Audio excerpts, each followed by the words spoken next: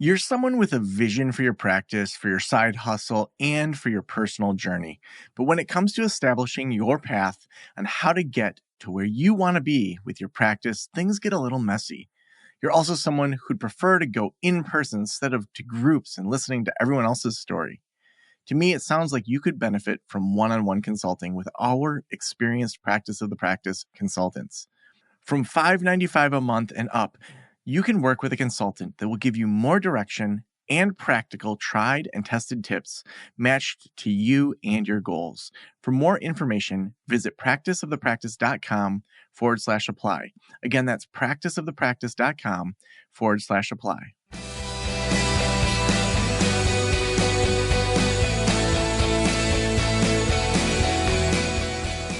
This is the Practice of the Practice podcast with Joe Sanok, session number 1184.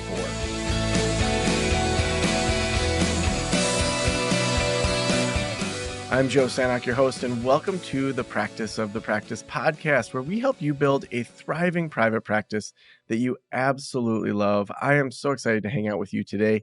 It was interesting. Just yesterday, I said to my assistant, Jen, we were talking about some different aspects of Practice of the Practice, and I had realized that I had read Traction, and it's a book on kind of operations, and Sam, our COO, had read Traction, and I mentioned that.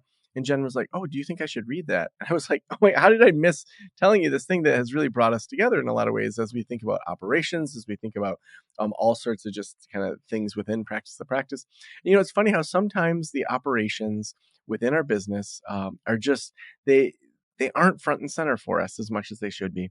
And today on the show, we have Wendy McSparren, who is the co-founder of Admira, which is an innovative software solution designed to streamline the operations of therapy practices. Wendy, a seasoned mental health clinician and group practice owner, and John, her co-founder, with his tech expertise, created a tool that simplifies client intake, referral management, and workflow automation. Together, they're on a mission to empower mental health professionals to focus more on client care and less on administrative headaches. Wendy, welcome to the Practice of Practice podcast. Thanks, Joe. I'm really happy to be here. Yeah, well, I want to start with your clinical work. You were a solo practitioner for a bit. Tell us about that solo practice journey. Yeah, I started my solo practice in 2002. I've been practicing now 35 years, but the last 22 years I've been in private practice. And I shared resources with colleagues like office space, phone systems. We were all independent, just sharing space. And then the pandemic happened, and several of my colleagues either decided to retire or pivot, or if they were sticking around, they didn't want to sign another lease. And knowing that I had another 10 years in me doing practice, my husband suggested to me that I think about a group practice. And so I started my group practice in 2020, and I've been growing to 15 clinicians now. Yeah. So you were in solo practice, and then you decided to switch away from kind of sharing resources with others. In 2020. Tell me about that transition. Well, I was overwhelmed with referrals, and it was really difficult for me to keep up with them, which is why I started to expand into group practice and bring some clinicians on. And, when I got to there were about 4, maybe going on 5 of us total, I just was absolutely overwhelmed with trying to keep track of referrals and not let those things slip through the cracks. I was using spreadsheets. My husband, being a software engineer, was able to toggle together some systems, things like Trello and my Wix, and tried to build something with duct tape and string. And several of my other colleagues who are group practice owners saw what he was building for me, and they said, "We really want this," because it really helped me to start to be able to conceptualize and manage the volume of referrals and other workflows that are necessary to run a group practice. John felt like he could build a software, given that that's what he does for a living, and he started to work on that. And we've iterated over a couple years, and really brought on, we had a group doing beta testing and have been refining that. And it's been really super helpful in trying to streamline all of the operations that are before a client becomes a patient, and even those back office systems, and issues that and workflows that you need to be able to operate Mm. efficiently. Well, yeah, let's talk about, as you started this group practice, what were some of the operational things that maybe initially you were wearing all the hats for, and then over time you had to start to create systems or people or processes to take that hat off? Yeah, well, the client care coordination was one of the main hats that I was wearing, being able to respond to potential referrals. We are an insurance based practice. And so, being able to do insurance verifications up front so that a client knew what their out of pocket was going to be, and whether or not they could even afford to come into services, or whether we would do some sort of sliding scale for them. So just managing that flow and the insurance verifications was huge. And once somebody came on board as a client, we could transition that to the electronic health record, and our EHR handles so much of the analytics and sending out appointment reminders and those sorts of things. So once they were a client, the EHR did so much of it. There's a lot of things the EHR doesn't do, though, such as help you manage denied claims or billing errors or missing co-payments from a client. And so I was again using spreadsheets for those kinds of things. And by sheer volume, you start to go a little bit cross-eyed looking at spreadsheets, trying to figure out, where are you? Yeah, yeah. Um, yeah, another piece is, in the hiring and credentialing of clinicians, if you happen to be insurance based. That's a huge cumbersome workflow as well, that was being managed by spreadsheets or pencil and paper. And things would fall through the cracks. I'd miss things. So in that whole hiring process, the chasing billing, um, that all, I was wearing all of those hats until we started to grow more. And then I was able to bring on people to help with that. But then the more people you have in the mix that are touching things, the more coordination you need, because that's another bottleneck that can happen, is having tight communication with your client care coordinator, your biller. If you have a big enough practice and you have an office manager or admin person, um, there's a lot of chefs in the kitchen, and things can get lost, and communication can fall through the cracks. What helped with the communication? Well, again, working on developing the Admira system really was super helpful, because you can see everything in the system, that who touches what, who's assigned to what. You can do mentions to get people to ask people to review something and comment on a situation, which could be a client who is looking for a specific type of clinician or availability, or that a billing situation, like who did what with this billing issue, has anyone touched it?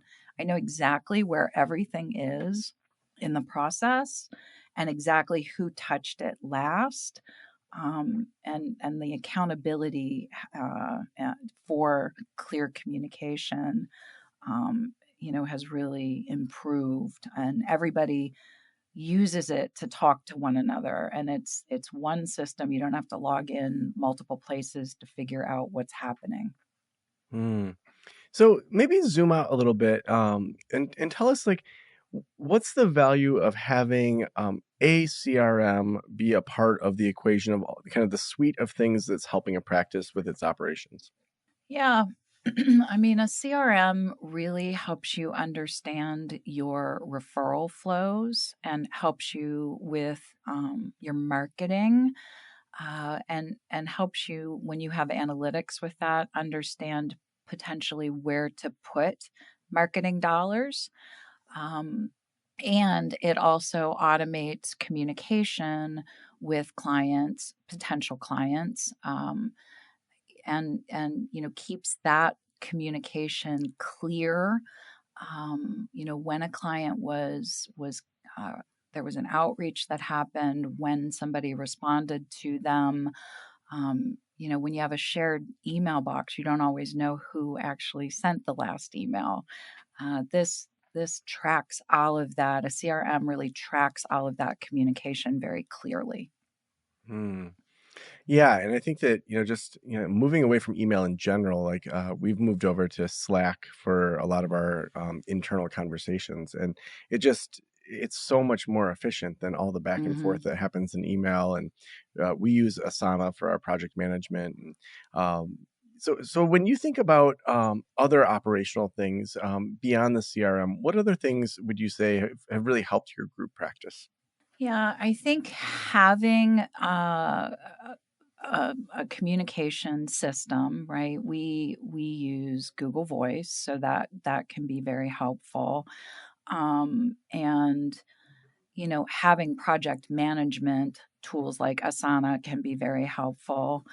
Um, so that when you're trying to get certain things done, you can keep people on track.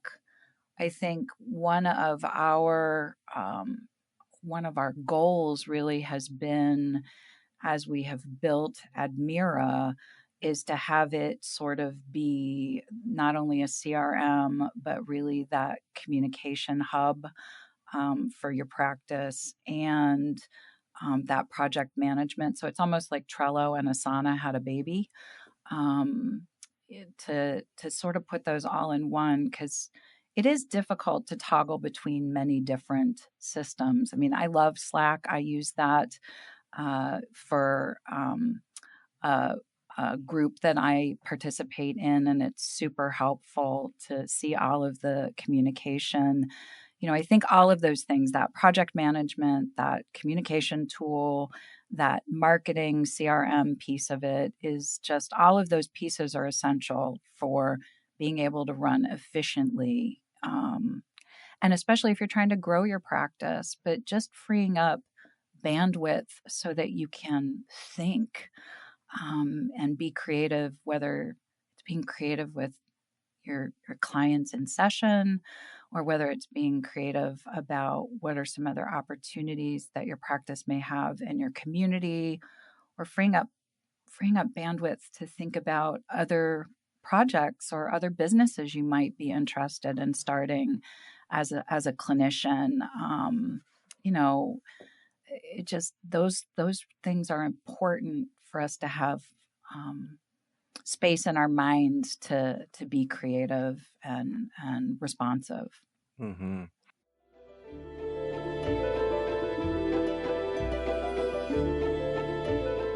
I'm so excited to introduce you to the best website designers out there.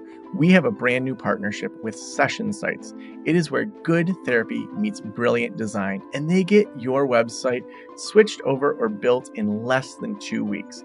They fine-tune your messaging, use science-backed user experience methodology, and work exclusively with mental health professionals. In fact, new clients right now are going to get 3 free therapy marketing strategy calls with their creative director of Session Sites if you book today. You're not going to want to miss this. Head on over to sessionsites.com/Joe. Again, that's sessionsites.com/Joe. Get the website of your dreams today. Sessionsites.com/Joe. Now, when you think about in your own life, as you have streamlined your operations, what is that space, that creativity done for your brain? It's really allowed me to support others in my practice, I think, differently with some of their goals and growth.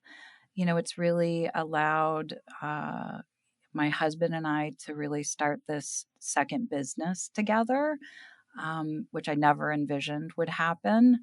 And we've been fortunate enough to be able to participate in an accelerator for this second business, which has opened up a whole other community and ecosystem to us that I never would have had bandwidth to think about or to engage with.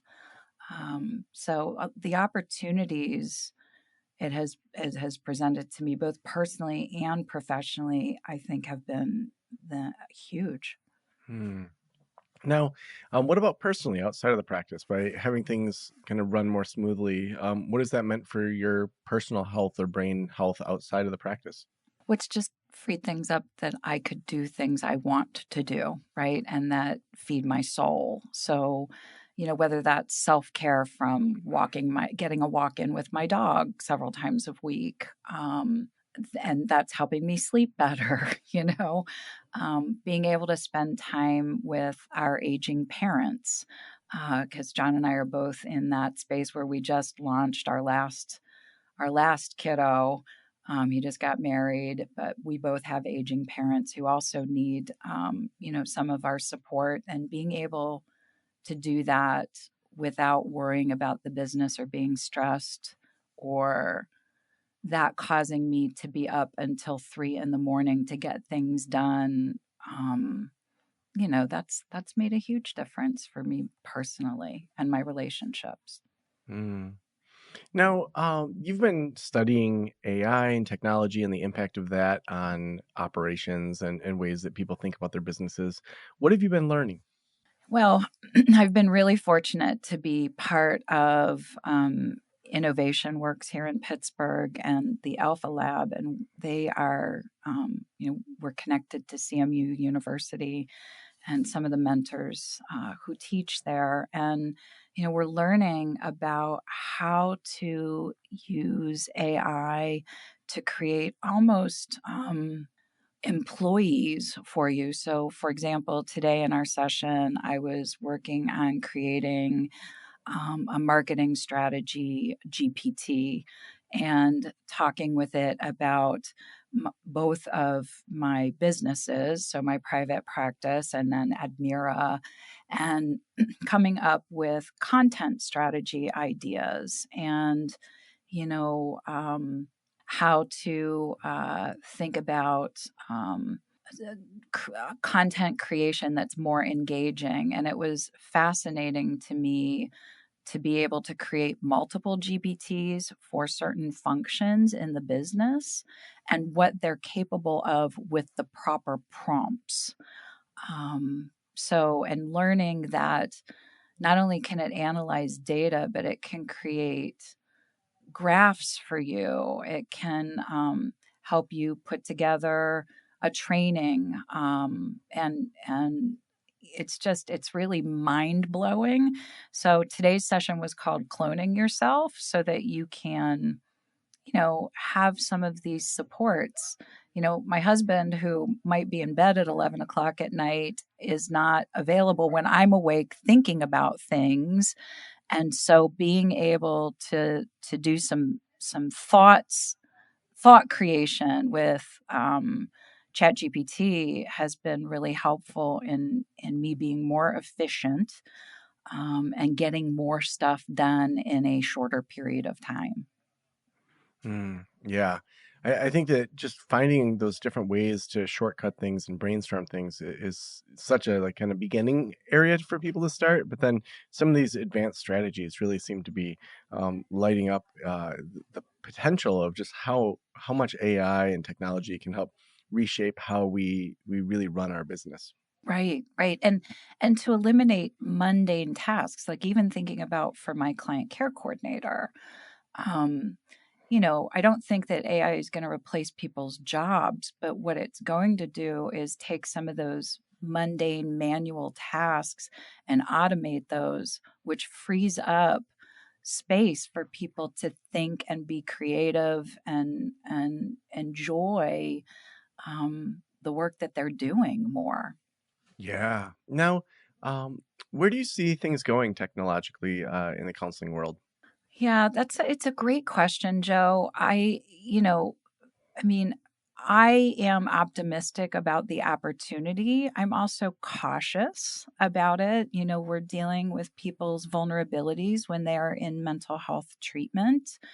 I'm a little more cautious on that side when it's client facing, although I do think that there are some opportunities if they are managed cautiously. And have some protection around them. I think the piece that's exciting to me is what can happen for us as mental health practitioners and how it can make our jobs more efficient so that we can be freed up to really show up in the therapy room for clients because we're not bogged down by paperwork and treatment plans and some of the things that we get bogged down in. So I think it's going to be exciting. And I think that there's a ton of opportunity. And, I go forward with that also wanting to be part of the conversation, to be protective and cautious about how this can benefit clients in therapy, but also being aware of where it could be problematic and making sure that we mitigate those issues. Hmm. Now, the last question I always ask is if every private practitioner in the world were listening right now, what would you want them to know? Just sticking with the AI thing, I think it's not as scary as you think it is. So, get involved in the conversation, be a part of shaping it. Don't shy away from it. Because again, I think it's coming. So, let's influence how it's used in our space. Hmm. That would be, I think, what I want people to know today. So awesome. Wendy, if people want to connect with you, if they want to connect with your platform, where should we send them? So Admira.com is our CRM and operations software. I can be found at Wendy@Admira.com, or my private practice is Wendy at WPAtherapy.com. We're in Southwestern Pennsylvania, so either of those emails. I'm on LinkedIn, Facebook, Instagram, all those social media platforms as well. Mm. And you guys have a promo code for 10% off the first 6 months for people that are joining Admira. I think that promo code is Joe. Is that right? That's correct. Awesome. Well, make sure you use promo code Joe if you're signing up for that CRM. Wendy, thank you so much for being on the Practice of the Practice podcast. Thanks, Joe. Great to connect with you.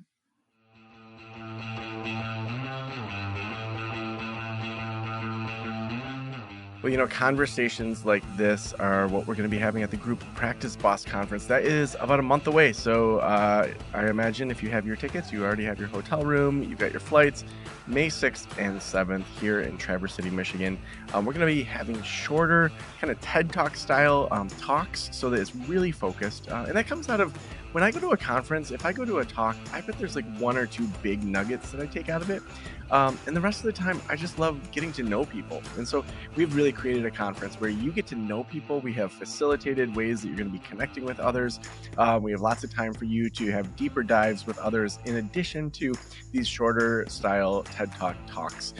So the Group Practice Boss Conference, at the time of this recording, tickets are not sold out yet. We're getting close, but who knows by the time of the recording. PracticeThePractice.com/conference. And if we have sold out soon enough, we'll be promoting the 2026 version of this conference as well. We could not do this show without our partners, and Session Sites is our newest partner. They help you optimize your website. They help make your website designed for engagement, and even better, your site's going to be live in 3 weeks. So whether you haven't touched it in years or you're starting from scratch, they have an awesome deal going on. Just head on over to sessionsites.com/Joe. Again, that's sessionsites.com/Joe to get that website that you absolutely deserve. Thank you so much for letting me into your ears and into your brain. Have a great day. I'll talk to you soon. Special thanks to the band Silence is Sexy for that intro music, and this podcast is designed to provide accurate and authoritative information in regard to the subject matter covered. It is given with the understanding that neither the host, the producers, the publishers, or guests are rendering legal, accounting, clinical, or other professional information. If you want a professional, you should find one.